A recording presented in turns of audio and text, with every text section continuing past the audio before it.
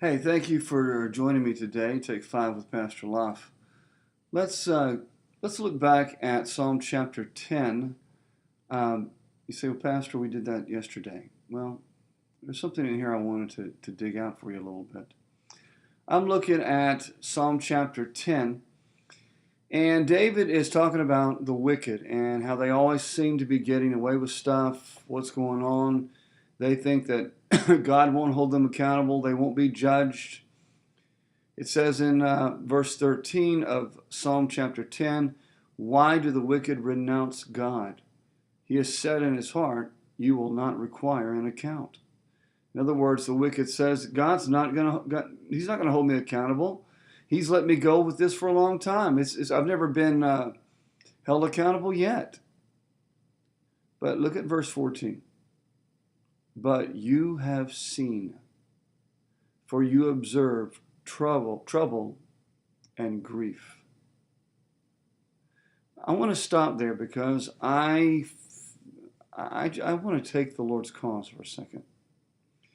Too often we look at things that happen in our lives, and too often we look at those things and we say, well, God did it, or God caused it. We blame God for things that happen in our life that are negative. Of course, we never give him credit for anything that happens positive. We're really good at taking the credit ourselves. Of course, we won't take the blame ourselves. That's another story. But here we are, so oftentimes, and this is what people think, because God knows it, therefore he caused it, which is completely ridiculous.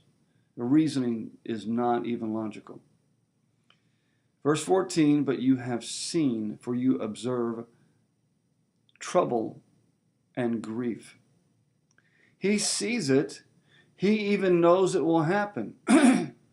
You say, well, Pastor, why doesn't he stop it? Why doesn't he make it quit? Let me ask you a question.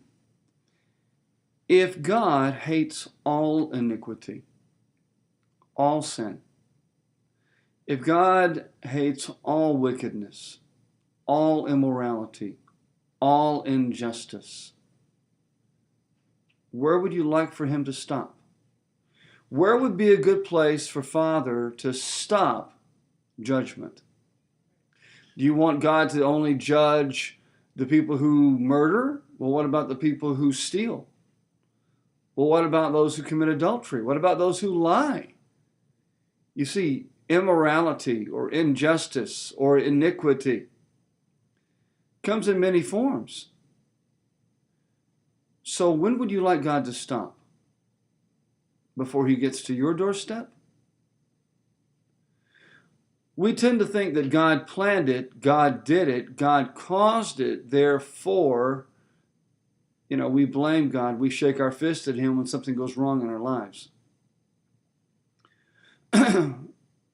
In reality, I think the Lord would love to have swift judgment. But if he had swift judgment, I wouldn't be doing this. I wouldn't be here. And neither would you be here to listen.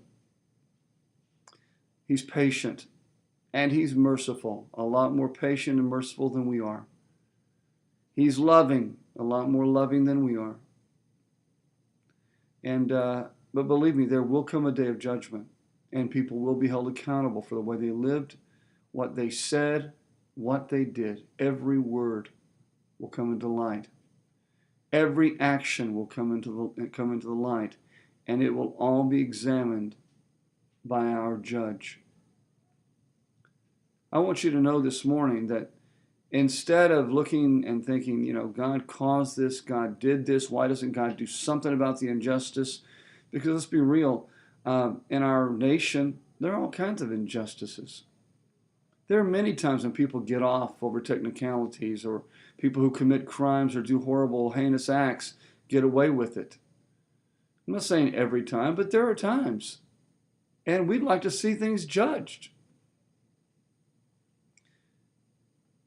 But we live in a society where it just doesn't work that way. We're mankind. We don't know completely, we don't understand completely, but I do want you to know this. The Lord is looking out for you. If you will submit your life to Him, if you'll commit yourself to Him, He'll look out for you. He'll see these things happening, and He'll forewarn you, or He'll speak to your heart, let you know, hey, He'll steer you away. He'll cause things to happen. The Lord is on your side, and He doesn't like iniquity, and He doesn't like wicked people ruling over righteous people. I encourage you today to commit yourself to Him and trust Him. Trust what He's doing, what He's saying. God is amazing. And I want you to know it's time that we started giving Him praise and quit giving Him blame. God bless you today. Thanks for joining me with Take 5. See you tomorrow. Bye-bye.